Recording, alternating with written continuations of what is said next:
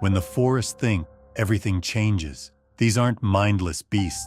They're watchers, towering, patient, and intelligent. From a hunter's cabin torn open in the night to an old logger hearing his own voice echo through the trees, what stalks these wood studies first, then acts. It rearranges, observes, imitates, not attacking blindly, but testing fear like a game. In this video, we'll uncover 6 encounters revealing a presence older, stronger, and far more aware than any human who's ever walked these woods.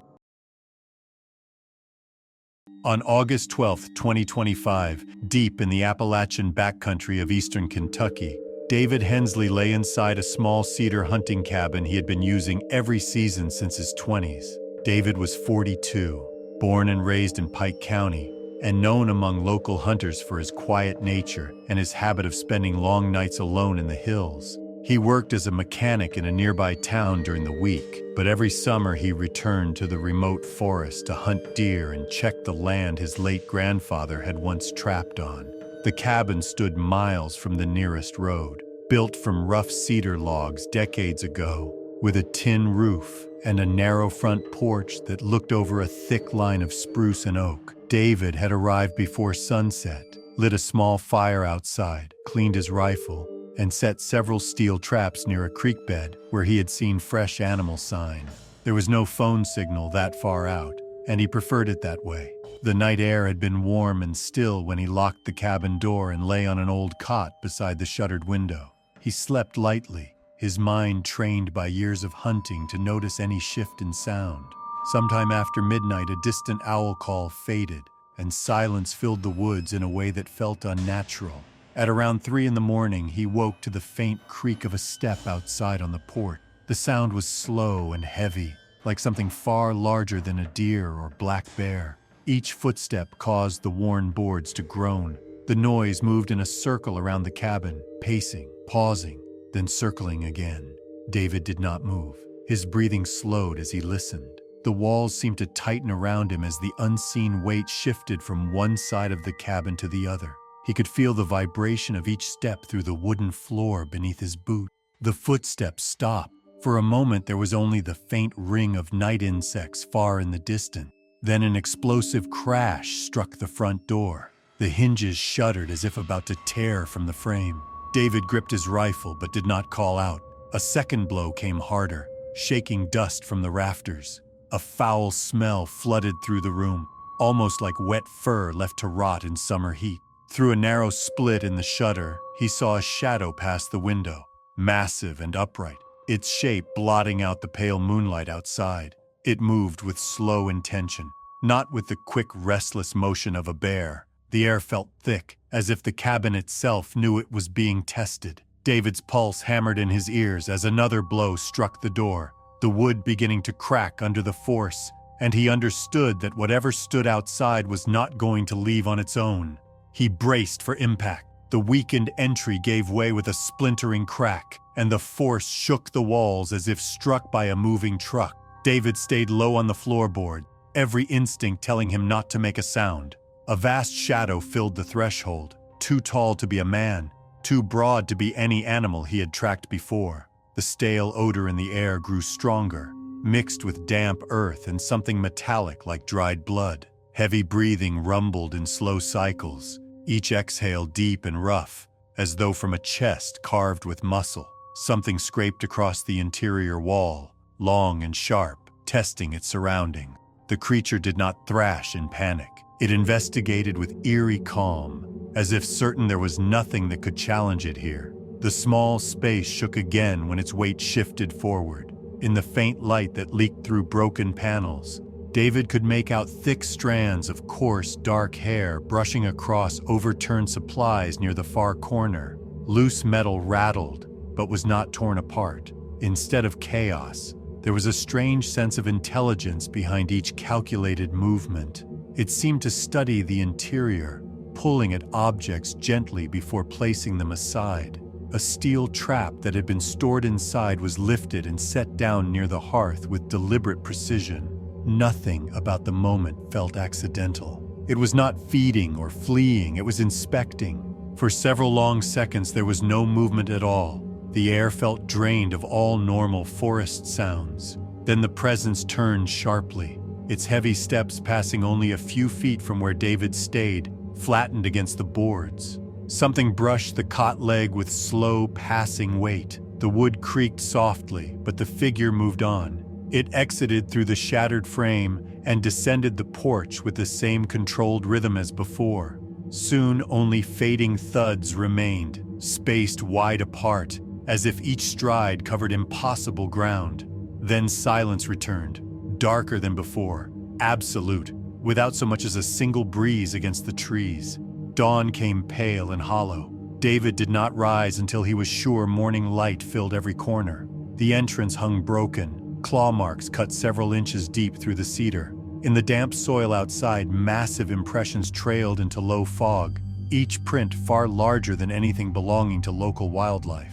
Near the cold fire ring, every trap he had set was stacked neatly in a perfect row, as though placed with human hands. The forest around him was unnaturally still. No bird calls, no rustling brush, not even insects stirred near the structure. He left on foot without packing gear, crossing ridge and ravine until he reached cell reception hours later. He never tried retrieving the belongings he abandoned. The location fell to overgrowth by the next season, its roof sagging, door gone.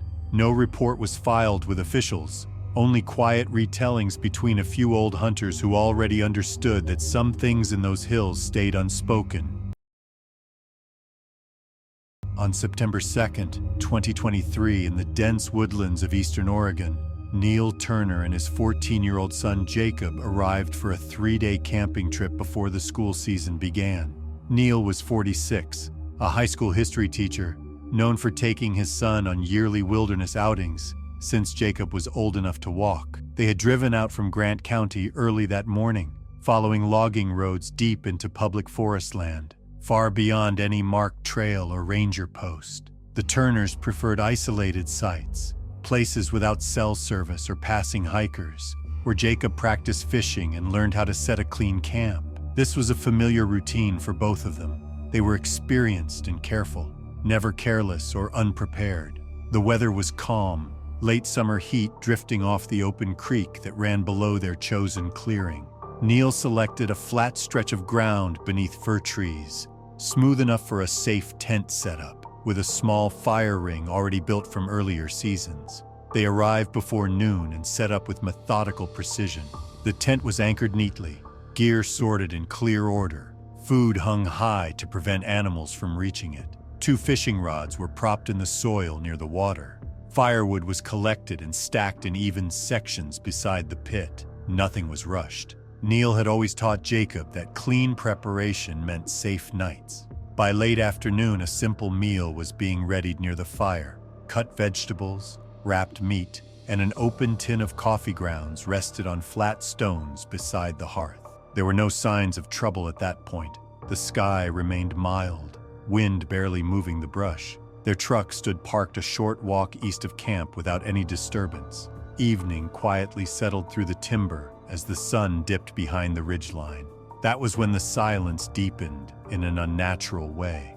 No distant birds called from the canopy. No insects buzzed near the creek. Neil would have noticed such a shift. He had spent too many summers out here not to.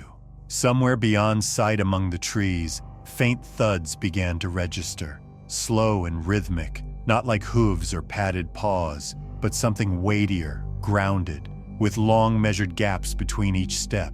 The air felt heavy, sounds traveling oddly far through the stillness.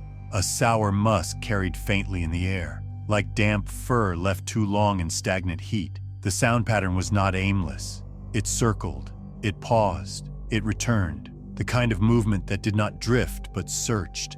The ground itself gave soft tremors beneath certain steps. Branches did not snap wildly. They bent, spread, shifted aside. Whatever was out there did not rush toward the camp. It observed it, studied it. The meal remained half prepared. Jacob's sleeping bag lay zipped and rolled on the tent floor. The fire was ready, but not yet lit. Somewhere between the fading light and the first reach of night, both father and son stood up from their work and stepped into the trees without scattering a single leaf behind them. The camp remained untouched, complete, perfectly still. The presence that had emerged from the forest had not acted with chaos. It had waited for their awareness, and then they were simply gone. Search crews began their sweep the following morning, after Neil's wife reported that neither had returned nor sent word by the expected time. The truck was found exactly where it had been left, doors closed, keys still in the center console. Nothing appeared forced. From there, the crew moved toward the camp, expecting signs of distress or a routine accident. Instead, they stepped into a scene that felt arranged rather than abandoned. The tent stood upright without a fold out of place. The tool kit was secured beside neatly organized packs. Firewood had been divided into short, even bundles. Meals remained laid out as if paused mid-preparation, cooking surface undisturbed, seasoning canister upright. The sleeping rolls inside the shelter were zipped tightly and placed with care. 2 fishing rods stood balanced against separate trees in a way no wind or chance could explain. Nothing was knocked over. Nothing suggested alarm or flight. What halted the team cold were the ground impressions surrounding the site. They were bare, not from boots, not from hooves. Each was extraordinarily deep, spaced at distances impossible for human stride. The weight beneath them seemed immense, as though each step compressed the earth to a firm solid. No claw marks could be seen, no signs of dragging. The prints led inward toward the camp, circled, then vanished again into the timber without a broken limb or scattered brush to follow. Beside the tree line, a deer hung suspended from a limb. It had been cleaned with expert precision. Its hide opened, but no flesh taken. No scavengers had touched it.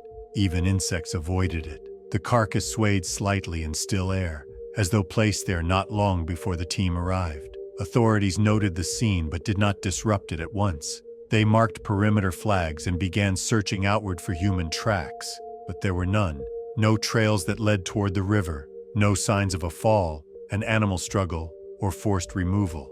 None of the expected signs of a lost or injured hiker were present.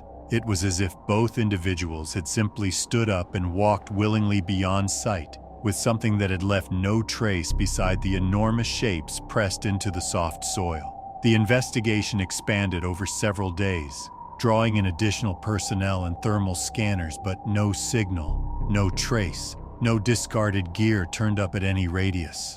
The weather remained dry, making the lack of evidence even more unsettling. Weeks passed with no meaningful lead. But then, without explanation, one of the fishing rods was found standing upright in the exact position where it had been on the day the camp was first discovered. It had not been there during the documented sweep. The forest floor showed no human approach prints. The soil beneath the rod's base was compacted as if placed with intentional firmness. Nothing else had shifted. No other item had been moved. It was as if something had returned to the site only briefly. The official report cited unknown disappearance and possible wildlife involvement, though no common predator could account for the meticulous order left behind.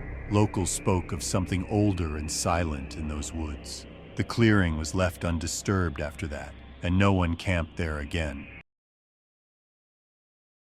On November 5th, 2024, deep within the Siberian taiga, Sergei and Anya Mirov drove their motorhome along miles of frozen backcountry, far from towns or marked paths. The couple were both in their early 60s, recently retired from a quiet life in Novosibirsk.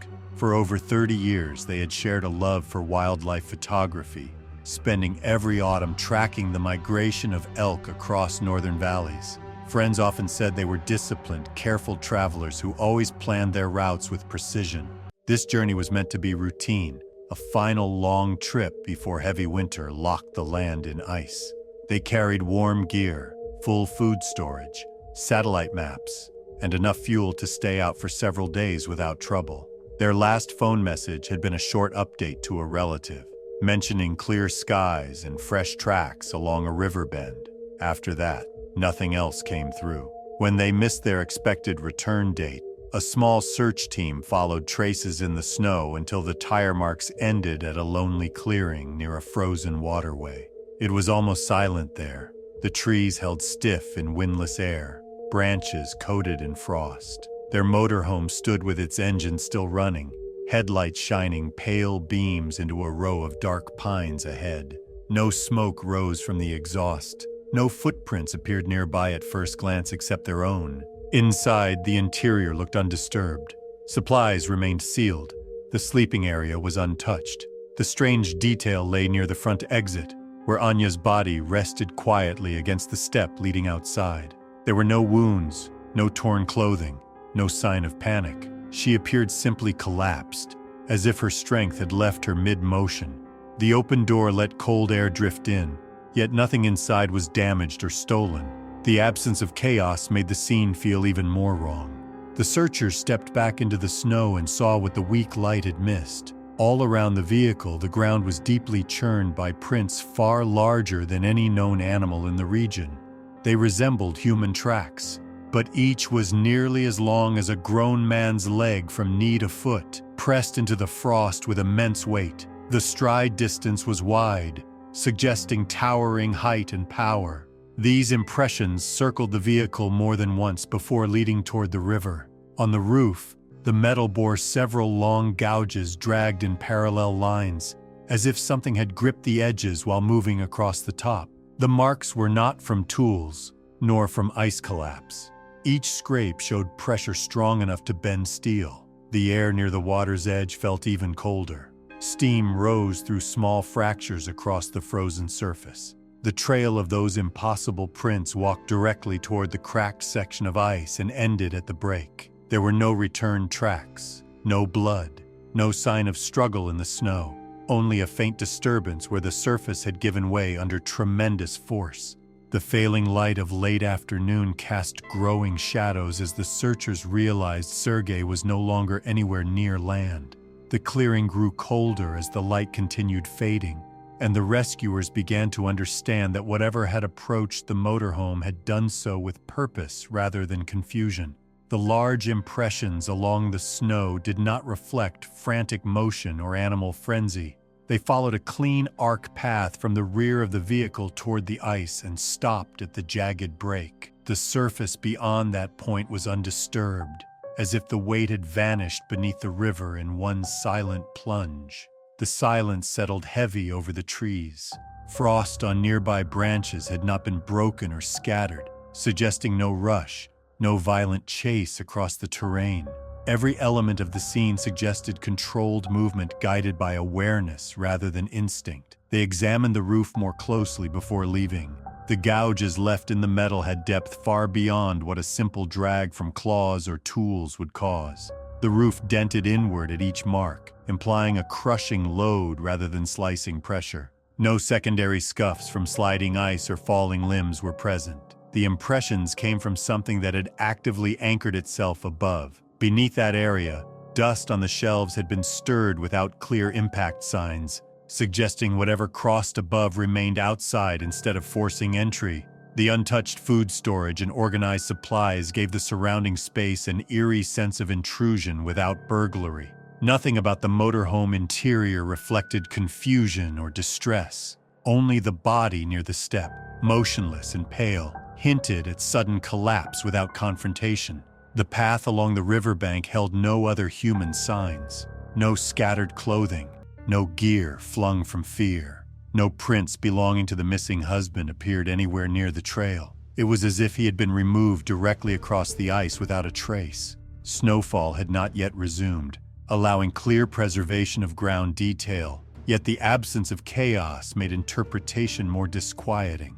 The team followed the river bend only briefly before turning back, unsettled by the way sound died across the water. Even distant wolves remained unheard. The land did not even creak in the cold. By the following morning, the area had already taken hold as a place no one wished to remain longer than necessary. The motorhome was transported out with restraint, its roof damage photographed in full detail. The remains of the woman were brought to a regional examiner, who later reported no trauma marks or animal tearing, only sudden catastrophic cardiac failure. The missing husband was officially recorded as lost within wilderness hazard conditions. The large tracks were documented in initial notes, but official statements referenced only unknown ice fracture patterns and environmental misadventure during seasonal migration survey travel. No mention of upright anatomical print shapes was released publicly. Within days, locals in neighboring settlements stopped guiding travelers near that corridor altogether.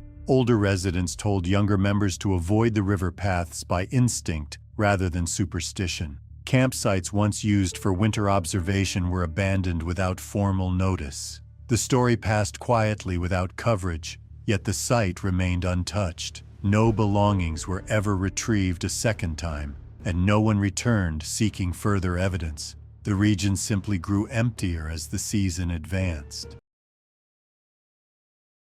On July 9, 2021, along a remote river deep in northern Maine, 3 longtime fishing partners set up camp on a narrow gravel bank where the water curved slowly beneath tall spruce. Michael Turner was 41, a quiet school maintenance worker from Bangor who had spent most of his childhood fishing these backwoods rivers with his late uncle. With him was 38-year-old Jacob Wells, who worked as a postal driver and preferred the silence of far-off places where no traffic or phone signal could follow. The third was 35-year-old Ethan Cole, a paramedic from Augusta known for keeping calm even in dangerous weather or rough terrain. They had driven miles beyond any paved road, using an old logging path to reach the open bank before sunset. The river was wide and cold, smooth in some pools but fast through narrow bends lined with black moss and overhanging roots. They planned to stay only one night, making an early morning push back to town after filling their coolers with trout. As light faded,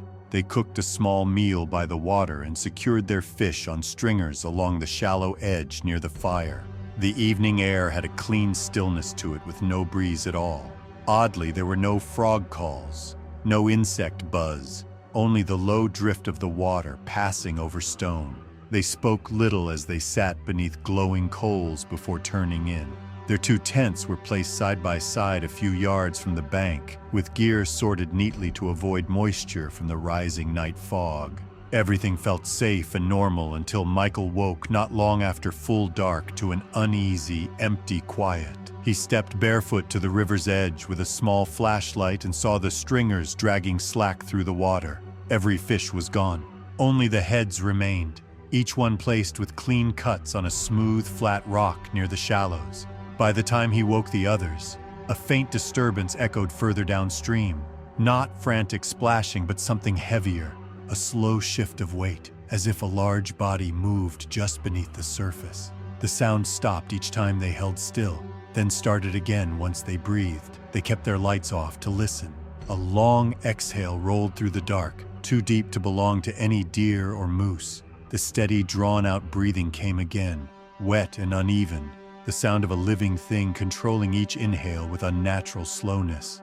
At first they stayed frozen, hoping it would move away. But the noise continued in one place, as though whatever was in the river had no fear and no reason to leave. A pulse of water rolled across the surface without breaking it. Ripples drifted silently toward their bank. Michael raised his light for the briefest second across the bend. A towering outline stood motionless near midstream, half submerged, facing their direction without moving so much as a fingertip. The river swallowed all sound as if holding its breath. The figure did not move, yet the water at its base shifted in a slow outward ring, as though its presence alone disturbed the current. None of the 3 dared to reach for their lights again. They stood still in the dark until the breathing resumed, softer now but steady, as if the thing remained rooted in place and listening. The river around it showed no break or thrash, only silent pressure, as though the weight below the surface was far greater than the part they could see. After several long minutes, the sound faded downstream without hurry, not rushed or alarmed, but moving with the slow rhythm of something that owned the water rather than feared it. The forest remained hushed even after it passed. No frogs returned. The current seemed slower. A cold dampness clung to the air as though the night itself grew heavier. They waited until the faintest blue light touched the treetops before stepping from their tents again.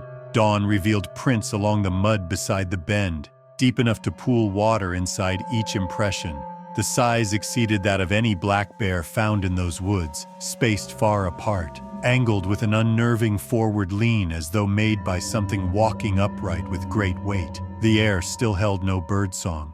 Even the insects remained silent near the camp. Their coolers had not been touched, but every piece of fish was gone from the river. The heads on the rock were still undisturbed in perfect alignment, as if placed there with purpose. Far worse was the discovery of both tents drawn open, not slashed, not dragged, unzipped, and each sleeping bag was still smooth and neatly folded at its base. Their cookware had been stacked beside the extinguished fire pit in a clean, deliberate tower. No words passed between them. Without packing breakfast or checking the deeper pools for tracks, they gathered only the bare essentials and left the site at once. The silence of the river did not lift as they moved inland. There were no distant bird calls, no wind pushing through the spruce crowns above, only the occasional wet drip from unseen branches, each sound too slow, too separate, like the quiet pulse of something still watching from somewhere near the water. They did not speak the entire hike back toward the logging path, and no one dared to glance over a shoulder. Word of the event did not reach authorities. Nothing was filed or documented, but in the nearest nearby town farther south, older residents did not seem surprised when they heard where the men had camped. That stretch of water had long been whispered about by locals, spoken of carefully, always with mention of how the river there carried no evening sound, no frogs, no loons, no stirring brush. Just the low drift of fog, and every so often, a slow splash that did not follow the movement of any normal animal. To this day, few remain at that bend after sundown, and those who pass by do so without stopping. On October 3, 2017, deep in the northern wilderness of British Columbia, veteran park ranger Lucas Thorne patrolled an isolated forest zone that most visitors never reached. He had worked in the region for over 11 years, trained in survival, wildlife tracking, and emergency rescue. Lucas was known among staff for his calm nature and sharp awareness of animal behavior. He had spent countless nights in harsh terrain without fear, confident in his ability to handle bears, moose, wolves, and sudden storms. That night, however, the conditions felt different from the moment he left the main station. The sky held no moon. A dense, wet fog rolled through the valleys and clung to the trees, blinding everything beyond a few feet ahead. Even with his ATV headlight on full beam, the light only sliced into a wall of pale haze. The air felt heavy and muted, as if every normal forest sound had been swallowed before it could travel. This zone was rarely patrolled at night due to its rugged elevation and lack of visitor activity, but Lucas was following routine checks after reports of fallen timber blocking an access route. The trail narrowed as he moved deeper into the valley, thick stands of pine crowding on both sides, the ground soft with moss and rainwater. His radio carried nothing but static. His tires made almost no sound on the soaked soil. It felt as if the forest itself was holding its breath. He kept scanning ahead through the fog, trying to find the bend where the trail curved north toward an old supply cache. The deeper he went, the stronger the sense grew that something was off, not wrong in a way he could name, simply different, like the woods were aware of his presence. Then a faint tremor passed through the ground beneath the ATV, a soft, distant thud, then another, slow, heavy, measured. Each strike seemed to land with the weight of something massive shifting its full body forward. Lucas cut the engine to listen. The silence that followed was unnerving. No engine rumble, no wind, no owl. The fog around him felt alive in its stillness. A third impact followed, closer this time, followed by a low, rolling growl unlike any sound he had heard from known predators. Not short like a bear, not sharp like a wolf. It was deep and flat, almost like a chest cavity moving air in controlled force. The ground pulsed again. Whatever moved did so with purpose. He tried to peer through the fog and caught the faint outline of a towering shape moving between dark trunk. It did not shuffle. It glided with deliberate weight. The figure passed behind a stand of trees, broad-shouldered, bent forward, far taller than any human frame. Before he could start the engine again, the thing charged. The fog split under its rush. A violent impact hit the side of the ATV, lifting the entire vehicle off balance with raw power, and the machine began to tip. The vehicle slammed sideways into the drenched ground, metal scraping against wet roots as Lucas was thrown clear into soaked brush. He landed hard on his shoulder, breath driven from his lungs as the forest around him shook with that same slow force he had sensed moments earlier. The fog distorted everything, turning outlines into shifting shadows, but he could feel the weight moving nearby, steady and unhurried, as if confident there was no need to rush. Branches snapped under pressure far too great for deer or moose. Lucas forced himself up and stumbled through tangled undergrowth, ignoring the pain in his ribs as instinct took full control. He did not look back. He followed the faint ridge of higher ground, letting muscle memory guide him through terrain he had memorized during past patrols. The forest felt narrow and endless at the same time, the air dense, the mist cold against his face. The heavy cadence continued behind him, steady, following but not chasing, as if the creature already knew where he was heading. The distant ranger shelter was several miles up the slope, a small emergency cabin used during wildland operations. Lucas pushed through branches, boots slipping on mossy stone, lungs burning from cold air and pure panic. He could still sense movement beyond the fog, always behind, never closing fast, always present. It was not hunting and hunger.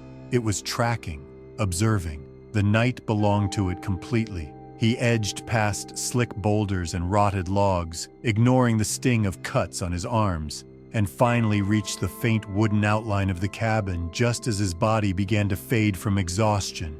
The old structure stood silent under leaning spruce, its small window dark, its roof damp with night condensation. He forced the door open and collapsed inside, bracing the entrance with spare crates and fallen timber before sinking against the interior wall, shaking uncontrollably as silence returned like a weight. He remained there until the first pale trace of morning light pushed through the fog. Only when full daylight reached the trees did he dare step outside. His earlier route down the slope showed large, sunken shapes pressed deeply into the saturated earth, not paw print, not hoof. Each indentation held distinct spread toes and a wide heel structure, resembling no known wildlife pattern from the region. He made his way back to the site of the overturned machine with a small escorted team later that morning.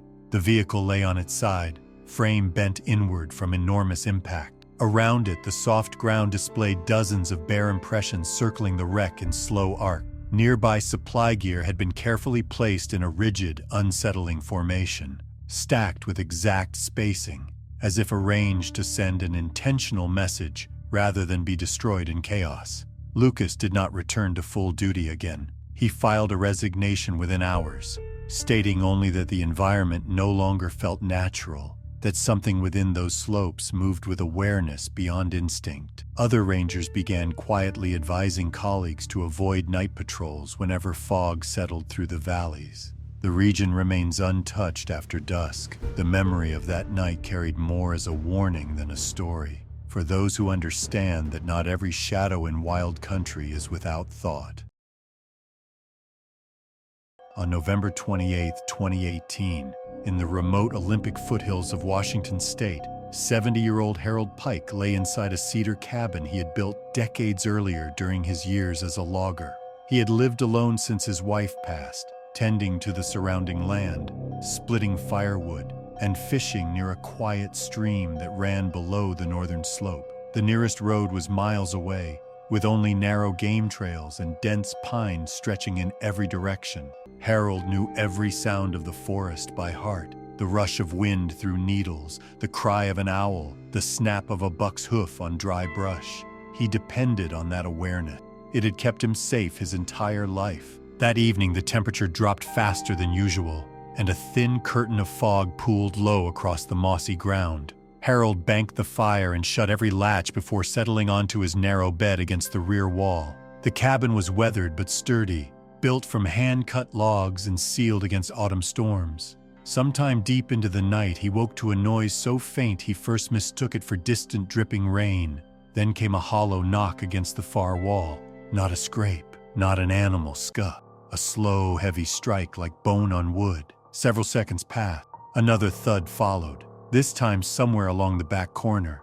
Each impact was spaced apart, almost measured, as if counted carefully. Harold rose without turning on the lantern. Years of forest work had trained him to move silently. The knocking shifted to the roof, a distinct tap followed by another some distance away, never repeating the same spot twice. It circled the structure with no clear pattern, sometimes near, sometimes farther, but always deliberate. He stepped toward the nearest window, keeping his breath low. The moment he reached the frame, all sound ceased. The air outside settled into unnatural stillness. No wind, no branch movement, no insect. He waited. The silence stretched on. Then, just as he started to pull back from the glass, a deep knock struck from the opposite wall. The entire cabin gave a slight tremor through the floor. The rhythm resumed, but now faster, still circling, never overlapping, as though something enormous moved with intention around the outer edge. Harold gripped the frame but did not dare open the shutters. Between the thuds, a faint noise rose from the dark tree line. It was distorted, warped by distance, but unmistakably similar to his own voice. Not words he recognized, only tone, as though the forest itself was repeating the sound of him. The pattern continued for what felt like hours. Each time Harold tried to approach a window, absolute silence followed. But the moment he stepped away, the knocking began again, irregular and patient. The smell of cold pine lingered under the door. He stayed motionless near the center of the room, as the distant mimicry drifted again through the pine, low and unnatural, like something learning him in the dark. At last, the forest fell completely quiet, as if whatever had circled him no longer needed to test his walls. Harold remained in place until a thin, pale light crept between the shuttered gap, enough to show the shape of his breath in the cold interior. He eased the front door open with slow care. Dawn revealed the ground around the cabin, pressed and churned in a wide ring of enormous barefoot impressions, spaced unevenly, each one sunk deep into wet moss as though left by a living weight beyond any known animal in those hills. Pine needles were disturbed in long, dragging arcs, yet not a single branch nearby was broken. His stacked firewood had been removed from its usual place and arranged in tight, precise rows near the edge of the porch, aligned straight, as if measured. Even his hand tools, once resting near the chopping stump, were repositioned together in perfect order, blade edges pointing inward. There was no sign of panic or feeding, only quiet study. The forest air carried no birdsong. It felt emptied. Nothing moved across the slope. Even the wind seemed unwilling to enter the clearing. Harold examined each footprint without stepping into them, noting how the moss rebounded slowly beneath their shape, as if the ground struggled to regain its form. The impressions held visible toe structure, spread wide, with depth too great to match any man. Some prints layered faintly over others, forming overlapping loops that encircled the entire structure. It looked less like wandering and more like mapping, measuring distance, recording shape. The soil beneath one window held a patch of disturbed earth that appeared carefully parted instead of crushed. Harold sensed it had not been searching blindly. It had been learning. Every part of the clearing bore signs of silent observation rather than disturbance. The knocking had been a pattern. The mimicry had been intentional. Whatever had stood outside through the long night had not been frightened off. It had simply decided to leave. In the following nights, Harold no longer slept in open moonlight. Each evening he pulled heavy covers across every pane, sealing out all view of the surrounding slope. The forest regained its natural sounds over time. Distant owls, late wind through branches, but an uneasy awareness remained beneath the normal rhythm. He heard no further knocking, yet often sensed a presence just beyond sight, lingering at the perimeter of sound rather than distant. He never attempted to follow the trail. He never tried to explain it to anyone passing near the foothills, only said that the woods no longer rested after dark. He kept living there, season after season, yet altered small habits in quiet ways. No more open windows at night, no lantern kept near glass, always a barrier between him and the trees. The neighbors he rarely spoke to noticed nothing strange, only that Harold never again allowed even a sliver of outside light to touch the inner walls after sundown. He did not leave, but from that night forward, he behaved as a man who no longer walked through the forest alone, only beside something he could not see, certain it was still out there, waiting, listening.